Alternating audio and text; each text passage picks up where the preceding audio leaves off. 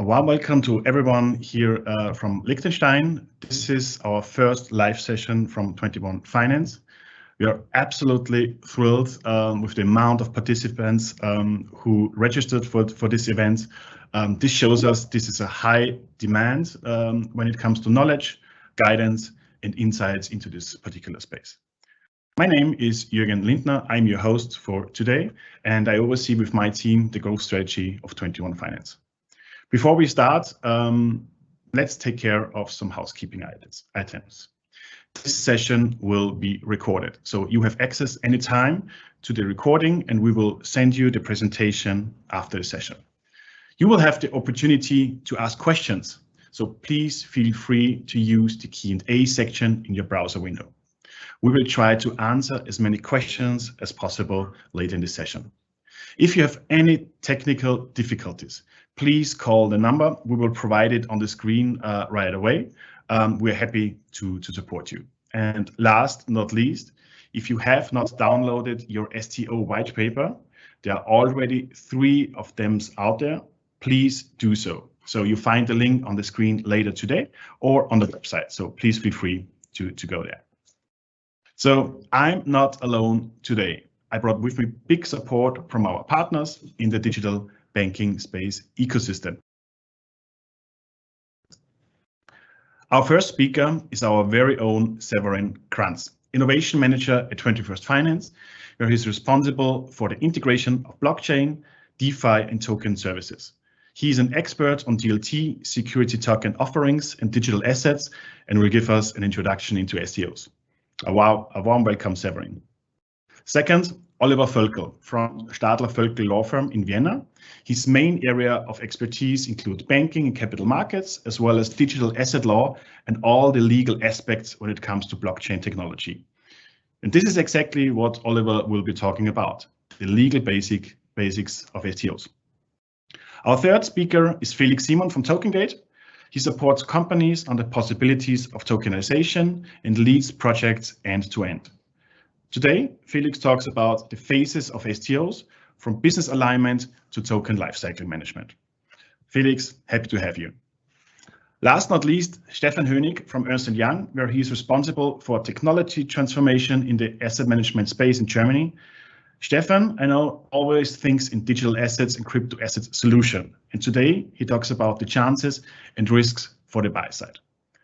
So, a very welcome to all of you. What a great lineup. And having that said, let's jump right into it and start with the introduction of STOs. Severin, please take it away. Thank you, Jürgen. I hope everyone can hear me.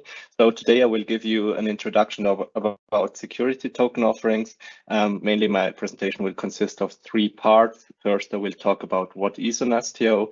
Second, I will talk about how assets can be tokenized, and third, what are the main advantages of security token offerings. So there are 3 types of tokens, and all of them are like they use different blockchains, they use different standards, and we also have brought some examples with mainly Blockchain Research Institute. This differentiates between 6 types of tokens. So most of you probably know cryptocurrencies or platform tokens like Ethereum. At the moment, there's a lot of traction about NFTs, stablecoins, or central bank digital currencies. But today we will talk about security token offerings, so the 6th type of a token. I brought some examples with me, and you can see on the right side, there's the Bitbond STO, which was the first one in Germany. We also mentioned the Wogeman Greenchip token, which was a STO that we as 21 Finance accompanied, or with DekaBank, a crypto security that is an example for a new electronic security that is issued under the Electronic Securities Act in Germany, that you can see from the BaFin registry. All of them are based on different standards, mostly Ethereum standards, but also security tokens offer other standards, other blockchains. We see a lot of Polygon there. So a second layer's Ethereum solution and mainly most current blockchains are also compatible with Ethereum virtual machine, meaning that they are compatible throughout blockchains, so it's interoperable. So on the next slide, we will see what is a security token. A security token is a token whose intrinsic features are designed to serve as or represent financial assets. This means either the token is the asset itself or it represents the rights to a financial asset. We want to talk about a security token offering today. So what is a security token offering? Most of you probably know what an IPO is and also what an ICO is. An ICO is the blockchain pendant to an IPO, where companies seek to get investment in blockchain or smart contracts. A security token offering is basically a special form of such an ICO where the underlying is a financial asset. So actually, what can be tokenized? On the one hand, we can tokenize traditionally liquid assets, such as shares, for example. So you can think about public equity or also bonds, for example, that can be tokenized. One thing that I want to mention here is that it is possible to also fractionalize such shares or tokens so that you can invest in an Apple share, for example, starting by $1. On the other hand, with the main advantages of tokenized assets is that you also can tokenize illiquid assets, meaning that private equity or real estate or even art gets accessible for everyone by making them tradable on the blockchain. So on the next slide, we will see how this is structured. From a legal perspective, we differentiate between two types of tokens. So on the one hand, we have security tokens sui generis. Here, the traditional security, for example, a bond, is being tokenized. This means the token is treated as a security, but the token itself in this type of security token is only a right to the security.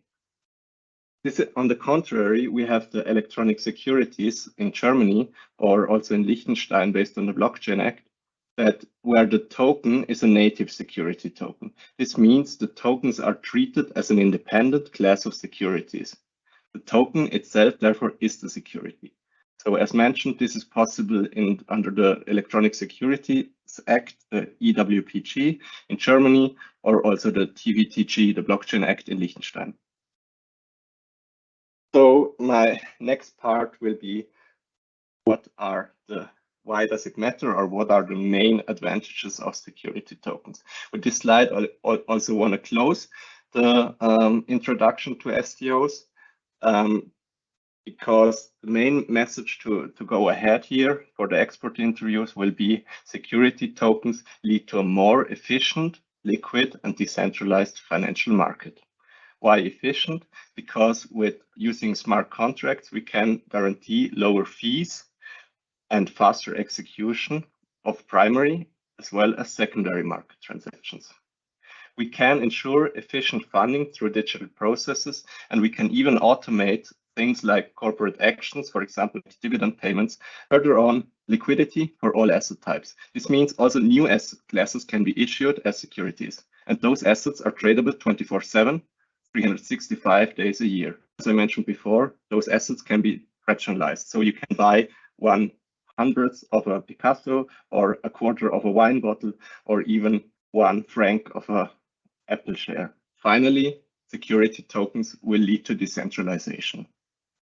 As you may know, Bitcoin or Satoshi Nakamoto claimed to decentralize the money markets.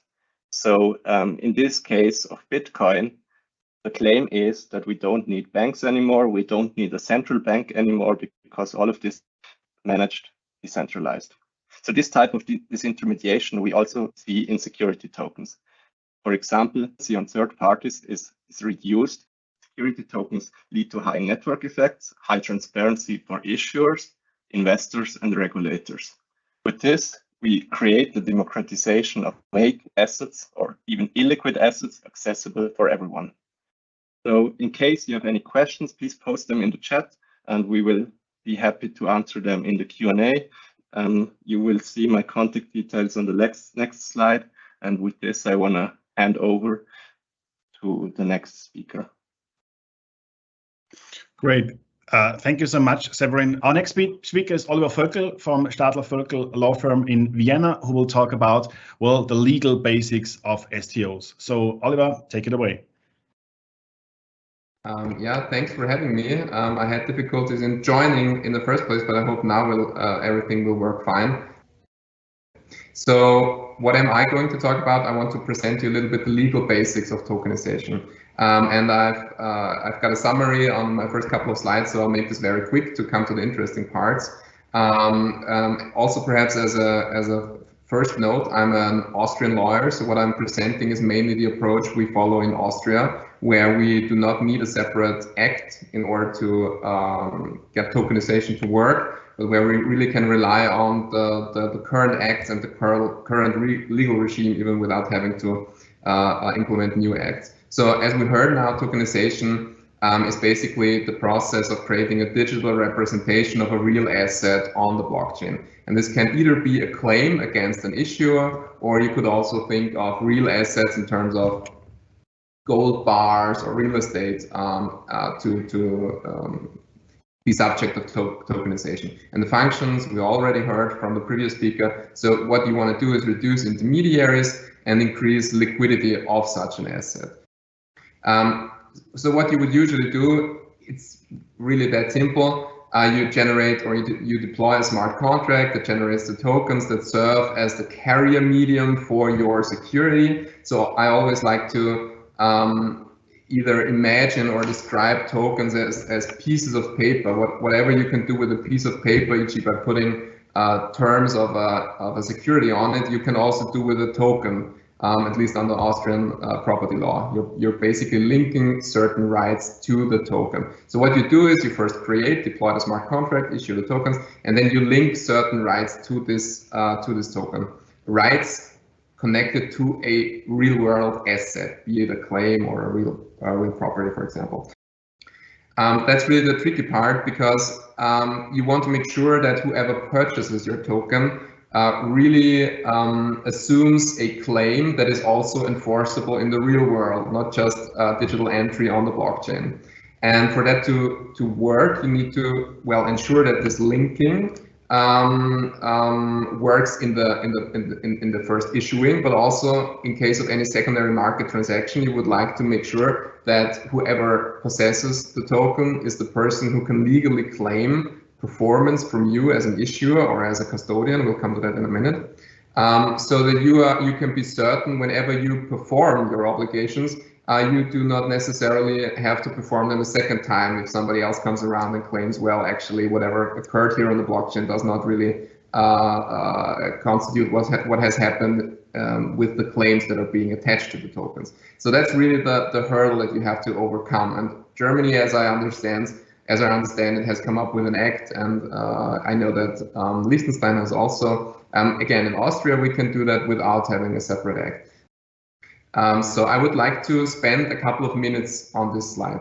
So I'll use this slide to explain two different systems, but they look basically the same.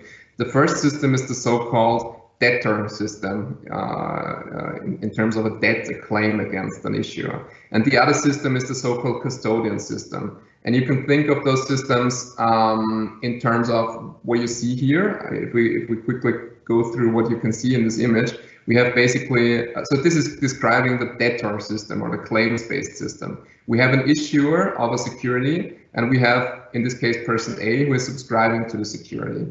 And the token, and they receive a token. And basically the legal rights and obligations between the company who is issuing and the person who is subscribing to them, to the tokens, are set forth in an agreement between those parties. And the idea is basically to have, as part of the agreement, a clause that effectuates a transfer of the rights and obligations between A and C to another party, in this case B, whenever the token is really transferred on the blockchain. And whenever you are dealing with claim-based system, so for example, a bond where a subscriber pays a certain amount of money to an issuing company, and in return receives interest payments and repayment of debt, for example, or credits or means of payment, or wherever you have a debt or claims-based asset you want to tokenize, you can use this system. It's basically a certain clause in your contract that ensures that the whole contractual relationship jumps over to whoever owns a token on the secondary market.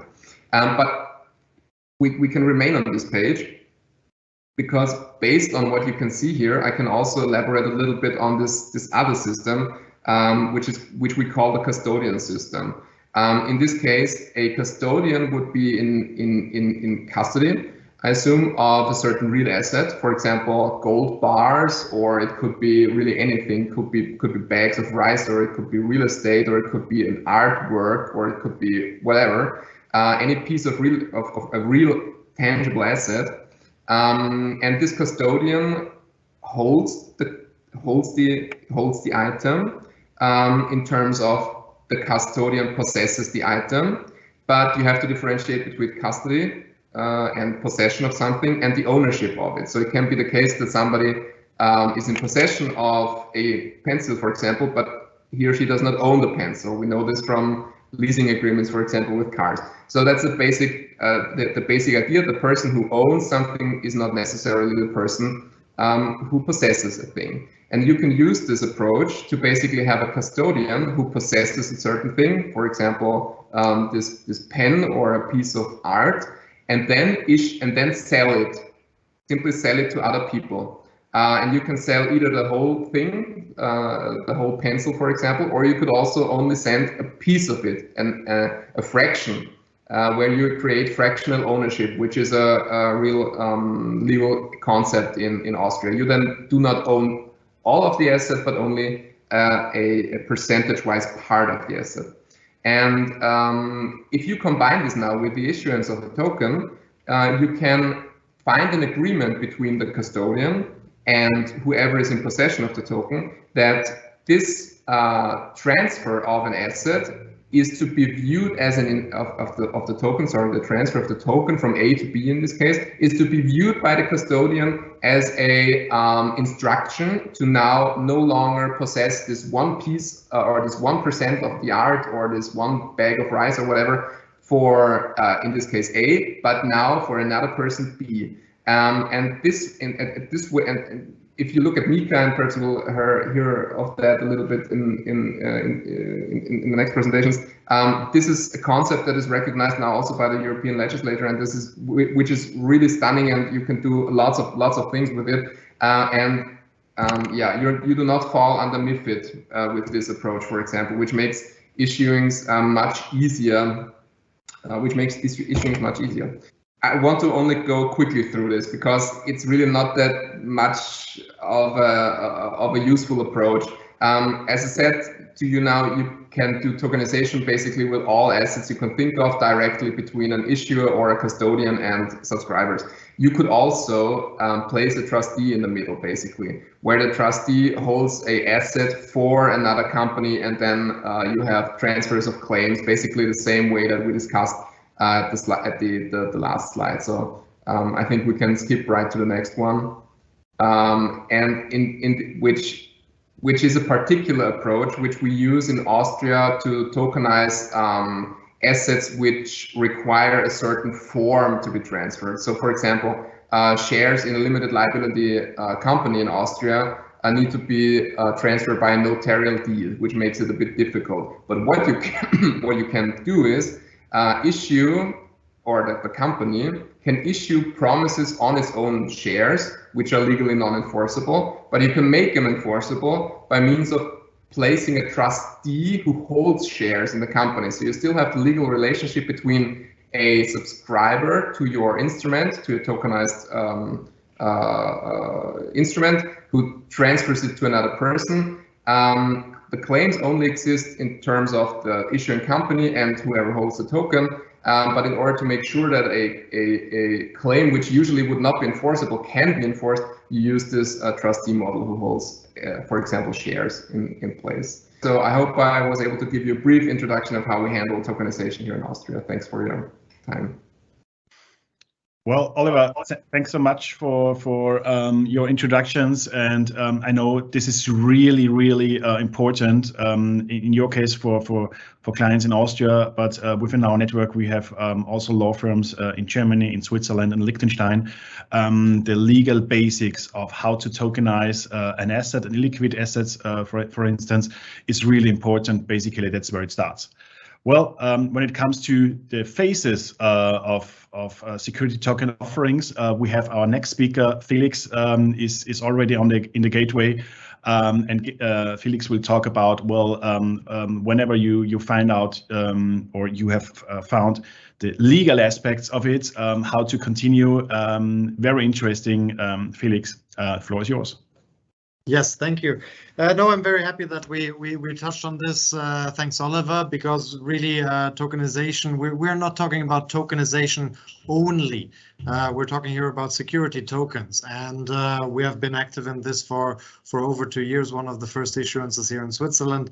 And that is really where the legal limitations unfortunately still come in. However, if you know how to deal with it, how to structure the deal properly, that opens up even the legal side does not block you. Just in reverse, it can enable a great cross-border distribution, where also partners like 21 Finance, for example, do become relevant. But let me show you a little bit an overview of how every single project is executed from our side. This is our token lifecycle model. And as you can see here, we've got different phases that you can see here in green, and every project has the same phases.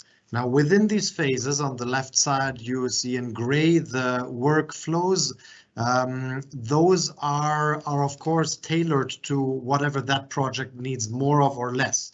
But this is a setup that we have developed over the past 5 years that we're active in tokenization, and also in security tokenization that is also binding there. Now, having a plan in the beginning, maybe just as the on the process itself on the left side still, the most important things are, what are the ones that I want to point out here? It is analyzing the business plan in the beginning, in the business alignment. That is an extremely important part in the process, that we see many issuers in the beginning still not having 100% worked out in the way that it is presentable to a prospecting, acquiring group, to the target clientele. And that is something where we focus on quite a bit, and I recommend this for every issuer to really be 100% sure that the business plan, project plan is understandable, straightforward, and does show the value added. This ties into the tokenization in the second point, the token design. That is really where we bring together the business side with the tokenization side and match them together, because tokenization should not be seen as just another way of raising funds, but really of how that can really bring a value added compared to traditional fundraisings, which are also working greatly, and traditional or well, now they are already have been around sometimes, the crowdfunding possibilities. Now, there are quite some differences where it is important to look at it. Now, on the right side, you see our token gate infrastructure provision. We don't only advise companies on how to do the execution of, or how to tokenize and do the token creation, etc. But beyond that, when it comes to token issuance, it is quite recommended to have a infrastructure that has a white labeled client onboarding KYC setup, which saves you a lot of time and thereby money. KYC doesn't stop there. The magic ingredient is that the AML requirements are followed by that. So identifying a prospect client does not help you a lot. AML checks, that is really where it gets important. This is covered also by the tool. Thereafter comes payment management and token distribution. On the payment, it is important to work together with, to be connected on the fiat side with your bank. On token incoming influx, you need to have the possibilities also from the AML view for token forensics. And thereafter comes the distribution and lifecycle management. That's how we bring it together in an infrastructure tool, TokenGate, in order to save time and allow the process to go through. Maybe on the next slide, if we look at the different parts, I just want to focus here on what are the important parts here, and what is really my recommendation to every issuer. It is, as I mentioned in the business strategy or business alignment, to align your business thought, your business plan with the tokenization functionality. We do fit gap analyses. We create within this phase, we create a work breakdown structure. So for the whole process of the security token issuance, which can span from theoretically 3 months all the way to 9 months or even a year. Somewhere in the middle is kind of the more comfortable setup. One should not really try to get it done faster than necessary, because that just leads to more costs. But this is what we plan out in the beginning. What are the responsibilities? What are certain milestones that the issuer wants to reach, and how to get ahead on that? And that is what I recommend. Yeah. Then the next point also later on, after the token design and after the token is created, we've got the issuance preparation. I think Oliver gave us a very great overview on the legal side, what needs to be checked.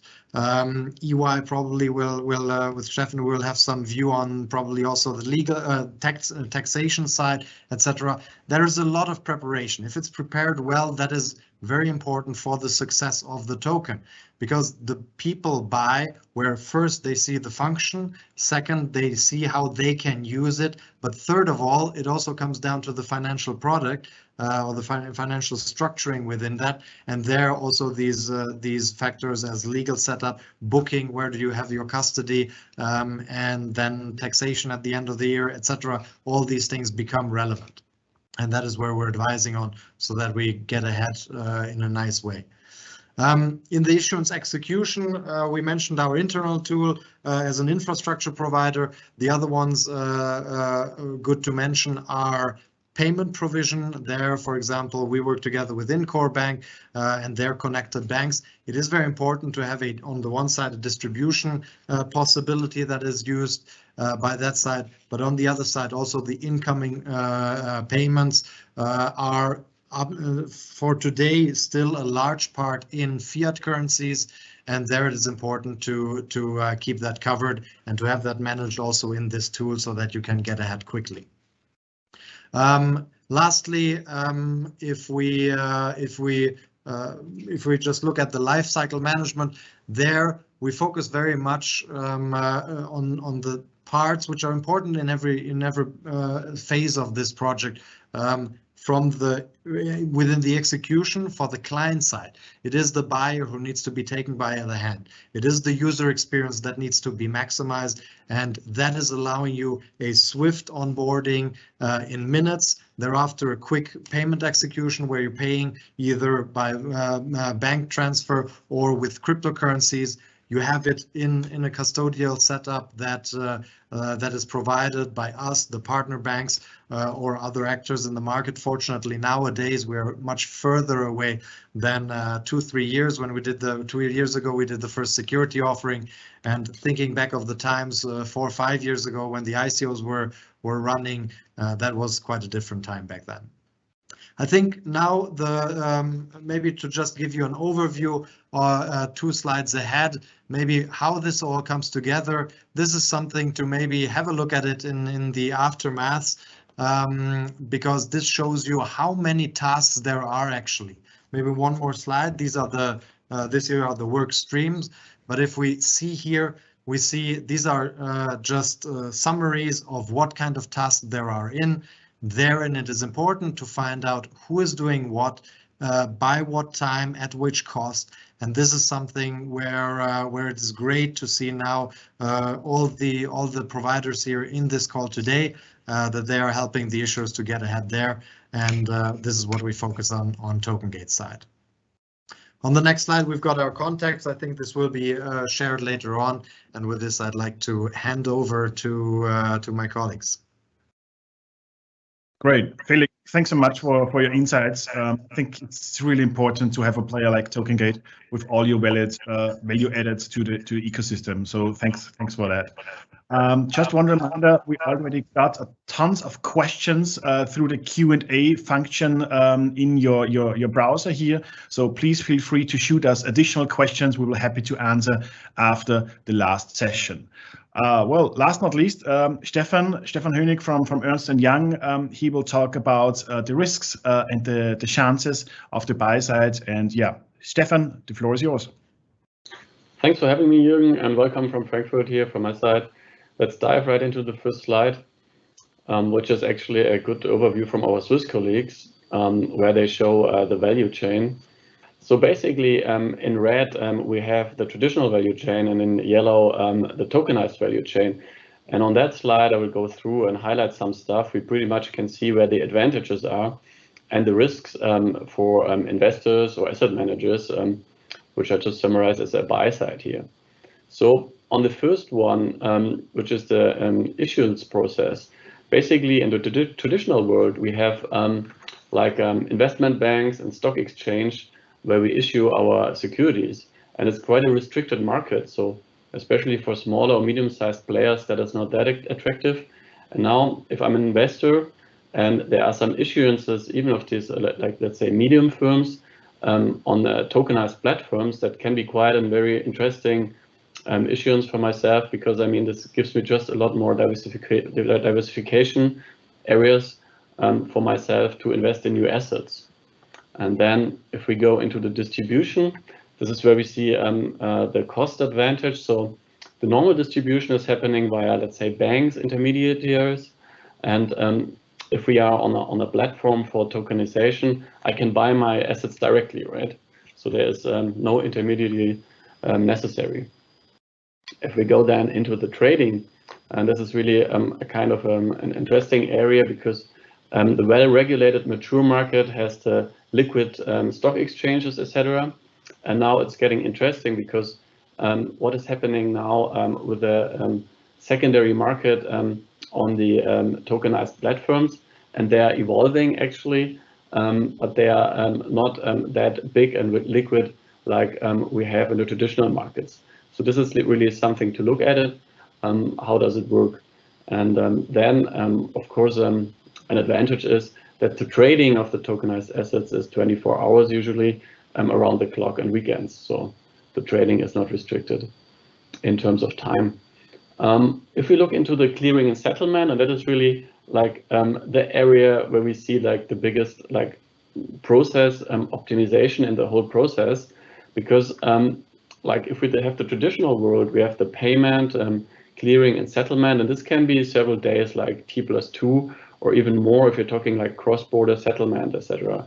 And then if I'm an investor, like an asset manager, I can have there the settlement fails, which result in claims, etc. So this is really one area on the tokenized world. If I buy the token and it's settled within minutes, that I have a big advantage here in terms of risk and in terms of the time as well. If then looking at the safekeeping for the buy side is interesting, because this is something new, right? So where are my assets stored now? Which kind of wallet is behind it? Where is the wallet? This is really something to look at, and to be sure that I understand the concept here where my assets are.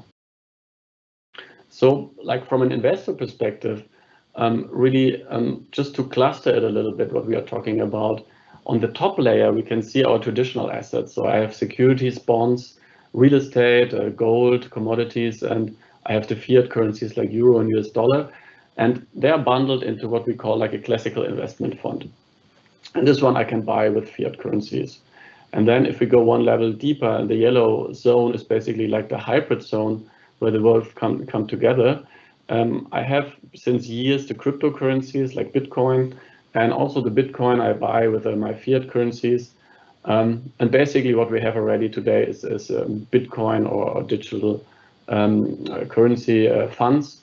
But now we're talking actually today about the third level, which is, we just call it digital assets, where I have the security tokens. And the security token is actually something which belongs to the traditional world, because what I do is I take something from my assets I know as an investor, and they are being tokenized, which just means that I wrap around a digital layer, or I give them some digital shoes, and with that digital shoes, the asset can run on the blockchain.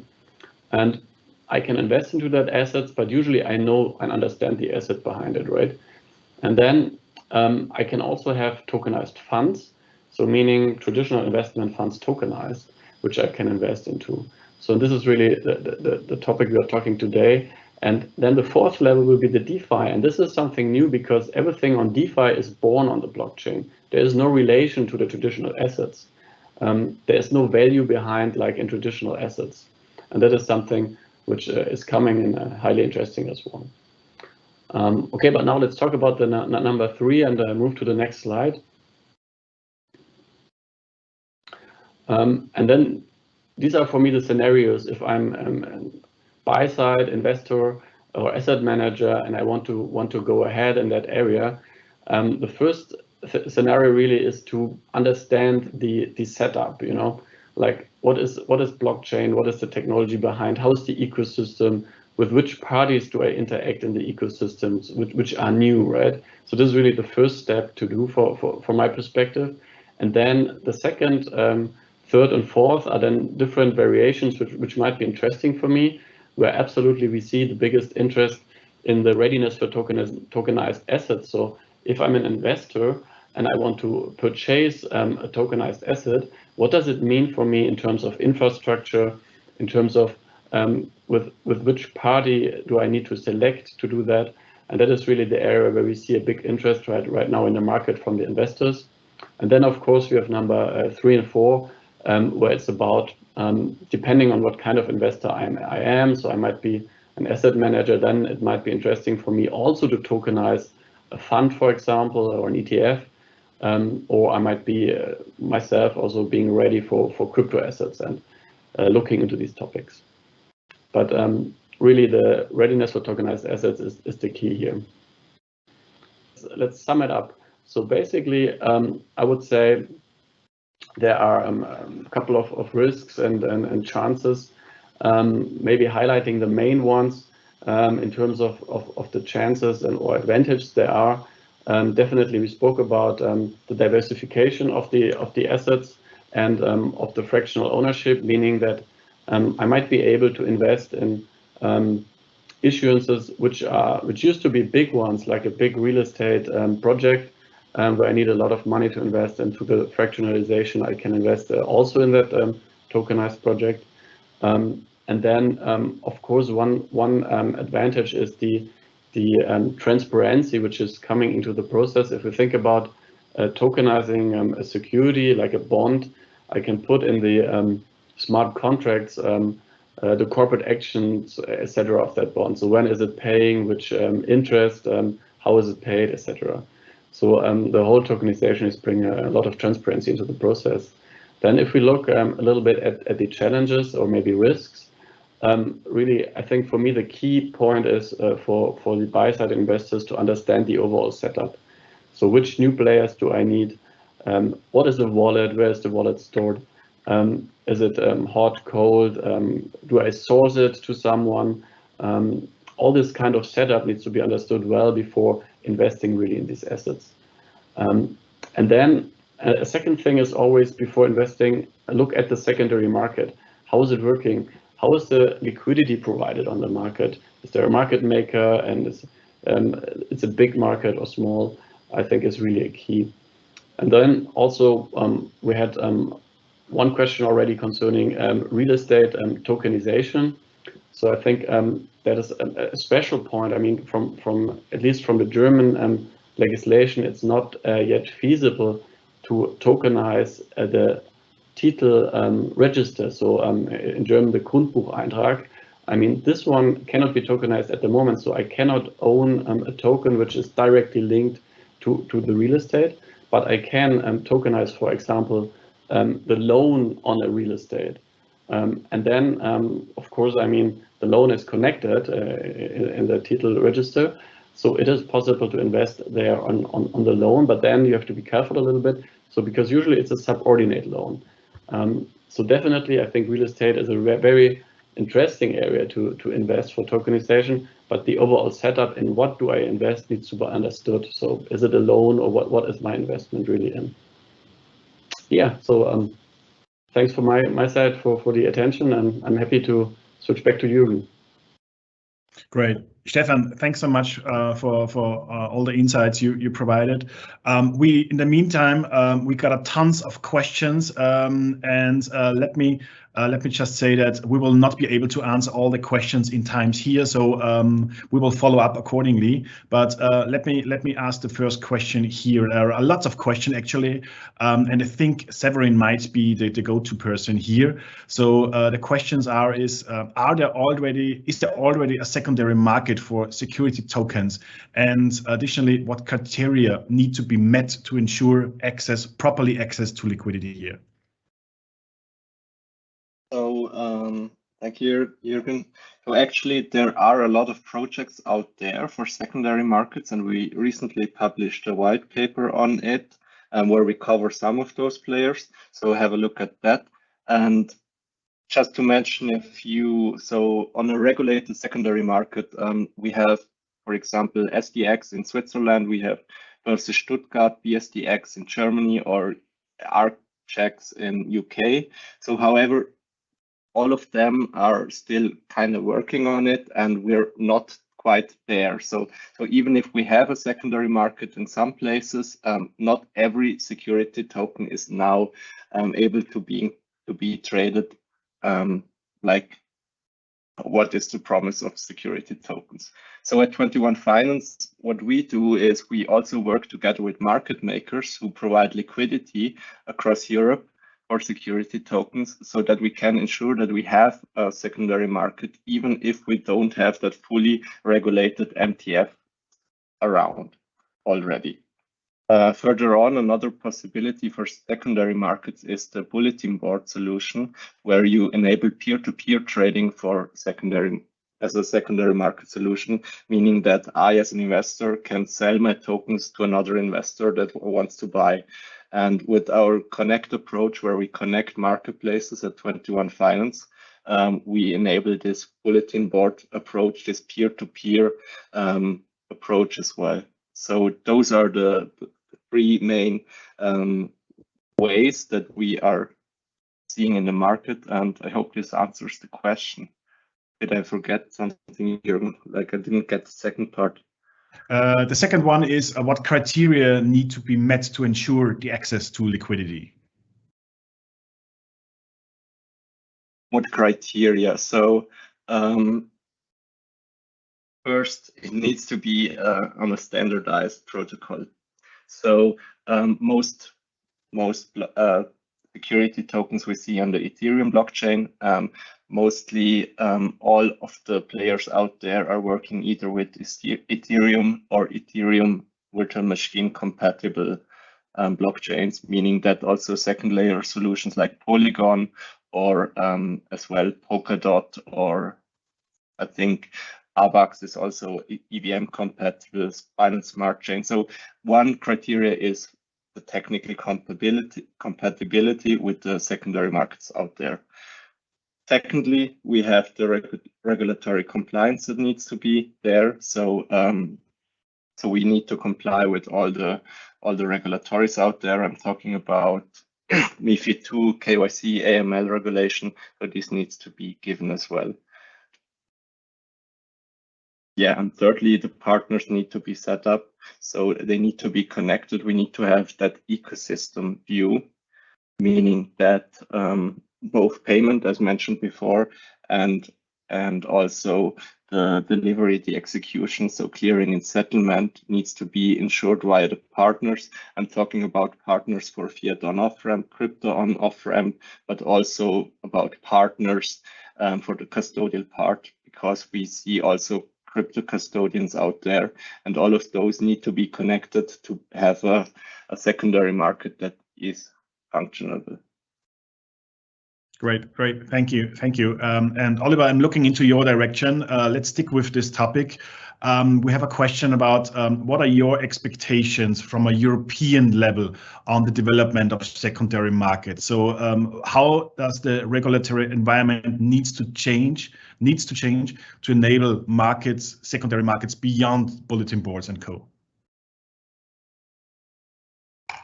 Exchange systems, but I'm really not that certain anymore. So it might be the case that we see useful systems that work well and replicate the same functions of a centralized system, where you do not need to be connected through a broker or through an intermediary to the exchange, but you can really use yourself. So it's really a question: what would you like to see? Would you like to see a development of the decentralized approach that started with Bitcoin? Which I think we do not need much change, or do you want to see a trustworthy centralized system? And I think we need to wait for the pilot regime to be in effect. Maybe one question for Felix. Felix, the question is: does TokenGate currently deal more with consulting or with the technical implementation, or is it 50-50? It is both, yes. We are coming out of a consulting company, the Enacta Group, so they're especially in the beginning preparing the business to be ready for the tokenization. That is a strong focus on that side. It is not only it is a consulting company with IT implementation. So we've got over 50 IT experts, all of them here in Zug, in the Crypto Valley in Switzerland. And so we build the token, etc., if required, and all kinds of surrounding services on that side. And then TokenGate, that is really the execution side more. We cover everything internally. We built out quite a system nowadays, even including everything, including legal, etc., except for the distribution side, where we work together with, for example, 21 Finance, where the Finca token is one of the security tokens that we place with you, and also other banks like the Incor Bank or the private banks and cantonal banks in the background, not only in Switzerland but internationally. In Dubai, we've got the Crypto Oasis. It's run by us, so there's quite a large set that we cover. The important thing is to see what is required by the client and to tailor it to their needs. That is in the end what counts. Otherwise, you just over-exaggerate both the consulting or the tokenization, the technical side. Okay, great. Thank you. Thank you for clarifying that. Let me close with a couple of remarks. First of all, thanks for watching. Thanks for participating. We already have scheduled our next live session, which will be on the May 10th this year. So please save the date. Email invite will be in your inbox shortly. Second of all, you heard a lot about the research report, the secondary market white paper. Please feel free to download it anytime on our website. Third, we would love your feedback. So it takes literally 10 seconds. You will find the link also in the Q&A section. We will provide the link afterwards as well. Please participate. Give us a chance to improve going forward. And last one, get in touch with us. Well, we at 21 Finance offer digital marketplaces with a marketplace as a service offering, or in other words, we offer online shop for financial products.